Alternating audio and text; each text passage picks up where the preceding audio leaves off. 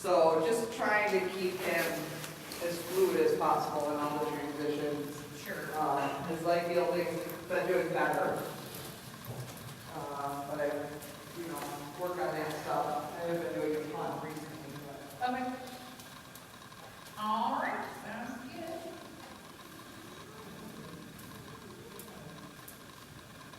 And what's your competition plan this year? I want to do prelim again and try to do a 1-star. Okay, cool. Where would that be? I think Stewart, Okay. try to do that one. Have you done that before? I did the prelim there this year, Okay. and I got to see what the 1-star stuff was on my course, so Yeah, I know the state will be harder, obviously, the dressage will be harder. great. What's different about the dressage? You know, I'm not sure, I don't know. Yeah, I don't know either. All right, go ahead. Sneak peek. You're down here.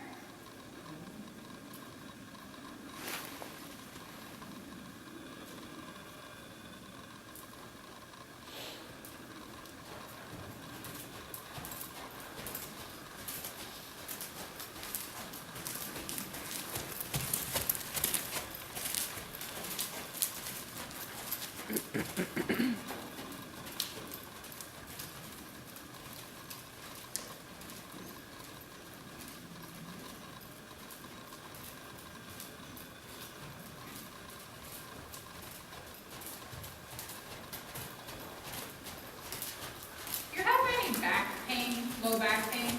Does he? You. Me? No. How often do you ride your dressage saddle? Majority.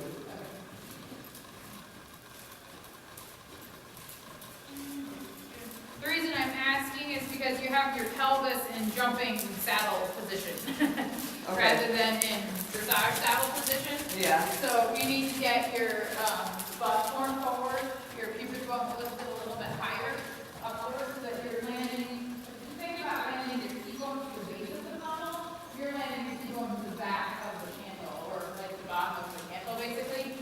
So you need to lift your pubic bone as you're sitting down, which is to say have your low belly muscles a little bit more taut, a little bit more engaged, like you're zipping up your pants.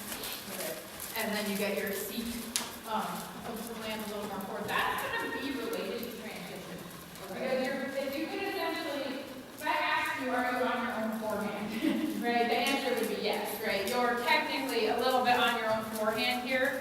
And so you need to get yourself more up and engaged and back so that get yourself more on the bit and more in self-carriage, more elevation, so that he can get his withers a little bit higher. Because if you drove him now, you would drive him down, right? Because it's pointing down, right? You have to be pointing more upward energetically. And the trick is to point upward energetically without arcing your low back more. And so it's changing your pelvic angle, not just bringing your shoulders back. Because you see, if you keep your pelvis like this when you go back, how you can tell so many clothes on, but how you arch your back too much, right? So lifting your pubic bone up, up, up. That's it. And jump out of those irons a little bit more assertively. You can use your toes to spring your pubic bone more upward, yet to lengthen your quads down, tighten your hamstring. So I'll say that again. Use your toes to spring your pubic bone upward, lengthen your quad downward while you tighten your hamstring. Together that creates sort of a natural pump.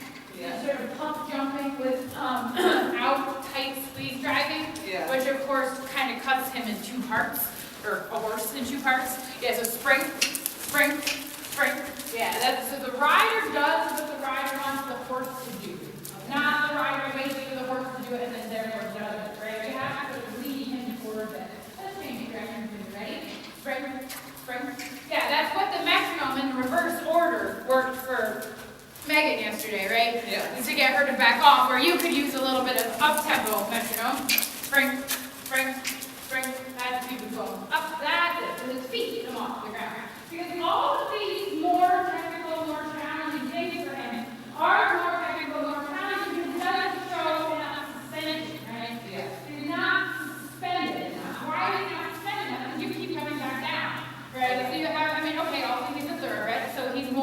ground cover than lifter, like that's natural to the breed, but still, you could be lifting, jumping higher. That's it. Keep it going up towards your own ears, and then to his ears, rather than just towards his front feet. Up and over the top. That's it. Your hamstrings should burn. I think my hamstrings and my upper core and then my mid-back are the strongest three parts of me as a rider. Because you really, really have to engage all of those areas to create collection, to create elevation. Yeah, good. Right hamstring can fire a little bit stronger. Outside one. That's it. But do you see how you don't even drive when you get more energy, right? Yeah, you like pump. It's like a spring thing going. Good. Try not to let your left hand be pulling back. That's it. Yeah. And spring. But if you need to use your left hand, close your left fist in position. Right? There's no reason to close the fist and pull back at the same time. Same thing. He's the type of horse that when he feels, you know this, that's why you have that bit in his mouth, right? When he feels the bit, he automatically thinks head down and nose in, right? Yeah. That might not be what you want. We don't want a horse's head lower as you go up the levels. And that's, I think, maybe one of the changes you'll see at the three-ring level is it's time to start demonstrating elevation. Time to start demonstrating collection. Yeah, so just start to look where it's going upward, not just be an obedient head down eventing horse. Okay. Right? These are all head down eventing horses at that level. Yeah. Right? It's not like you're going to be all by yourself and head down. But get tall. Tall back. But you might be by yourself and actually understanding collection. Right? And like I was saying yesterday, it's a dressage judge. It's not an eventing judge, right? Yeah. It's a dressage judge. So their definition of collection and elevation has to do with self-carriage uphill. Yes, sitting drop. Left hand under control. Left hand. Yeah, keep your left hand forward. That's it. Yeah, so every time you move your arm instead of your fingers, you're changing his neck. You don't want to change his neck, right? You want to change his mouth, possibly, and his ribs, most likely, right? So you don't want his neck shorter and longer. Yeah, that's good. That's it. Yeah, right like that. Good, good. Drop that hand. Look at your hand. Yeah, for like 2 circles. Just watch your hands for a second. I know it's wrong, but do it. Because you have to realize when you go to turn, you pull your left arm down, right? Yeah. So then feel your left shoulders, both shoulders, your left shoulders. Yeah, and feel your seat bones. Look at your hands. Yeah, if your left hand moves, your seat bones change, I promise. Okay. Yeah, if your left hand moves, your shoulders change, I promise. Yeah, that's it. Hands, good. Have to stay level. Yeah, yeah, yeah. Good, and then circle the other direction. 2 seat bones, 2 shoulders, and your feet. Good, that's a wonderful pole position. Yeah, that, by the way, is on the bit. Okay. Okay, so you're not above the bit, not even close. Okay. Just so you don't use your stop information. Yeah. Yeah, exactly. You should feel like you're above the bit, because it's very important that you start to move from head down training level, and I mean dressage training level, so like, you know, whatever, beginner novice level, to prelim level, right? That he starts to have self-carriage uphill.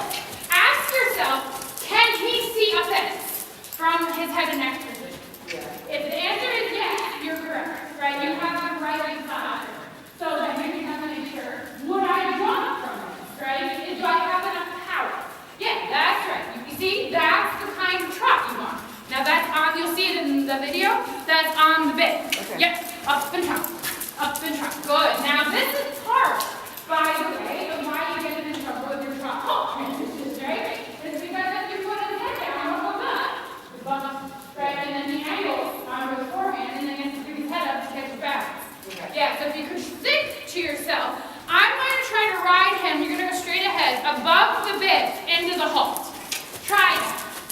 Try to ride him, trot energetically above the bit, into the halt. See what happens. What did I do?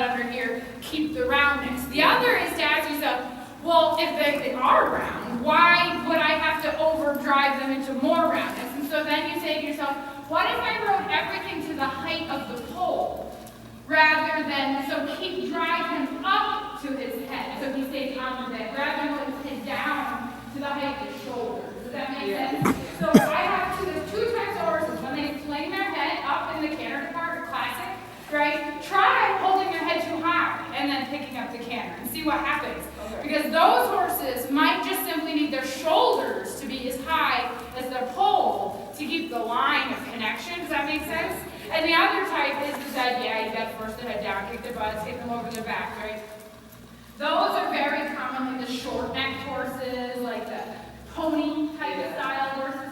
You're going to have to ride them a little deep. But long, lean horses, if they come above the bed, it's almost always because the center of balance is forward. Okay. Right? And they just need their center of balance shifted back, let the withers come up instead, right? Yeah. So that would be definitely, totally his approach, right? Okay. Don't put his head down because he has the same problem you have, which is he thinks on the bit is head down. Yeah. Rather than simply on the bit is being the end of being through. Yeah. Right?